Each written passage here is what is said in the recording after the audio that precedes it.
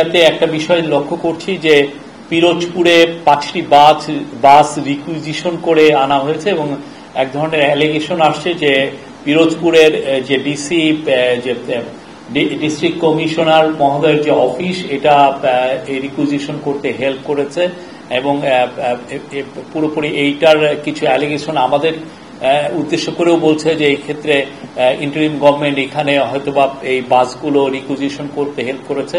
আমি এখানে দ্ব্যর্থকণ্ঠে বলবো যে আমাদের এখানে ইন্টারিম গভর্নমেন্টের এখানে কোনো রোল নাই।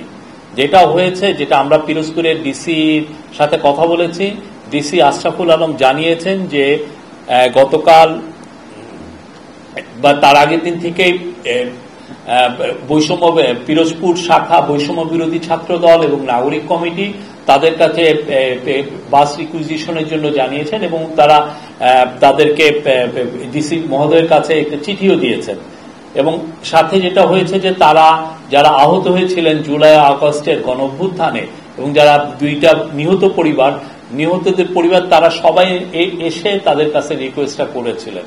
সেই রিকোয়েস্টের প্রেক্ষিতে এবং এক ধরনের প্রেসারের প্রেক্ষিতে তারা 5টি বাস রিকুইজিশন করাতে হেল্প করেন, কিন্তু এই বাসগুলোর কোনো ধরনের কোনো পেট্রোলের খরচ বা এটা যাতায়াতের খরচ কোনো খরচ এই ডিসি অফিস থেকে দেওয়া হয়নি। এখানে কোনো মনিটরিং ইনভলভমেন্ট ডিসির কর্তৃপক্ষের মধ্যে ছিল না এবং আমরা দেখছি যে এই ধরনের ঘটনা আরো কোথাও রিপিট হয়েছে কিনা। বাট এখানে আমরা বলছি, আমি ক্যাবিনেট সেক্রেটারির সাথে কথা বলেছি, এই বিষয়ে ইন্টারিম গভর্নমেন্টের কোনো রোল নাই। ইন্টারিম গভর্নমেন্ট এখানে কাউকে, ইন্টারিম গভর্নমেন্ট মনে করে সমস্ত পার্টির জন্য সে লেভেল প্লেইং ফিল্ড তৈরি করছে যাতে সুন্দর একটা ইলেকশনে, সুন্দর ফ্রি অ্যান্ড ফেয়ার ইলেকশনে সমস্ত পার্টি পার্টিসিপেট করতে পারে। আমাদের এটা হচ্ছে আমাদের মূল দায়িত্ব। আমরা সমস্ত পার্টির কাছে আমরা সমান। তো সেই জায়গায় আমরা মনে করে যে এই ধরনের ইন্টারনেটে যেটা বলা হচ্ছে আসলে সেটার মধ্যে বেশিরভাগই অতিরঞ্জিত আমরা মনে করি।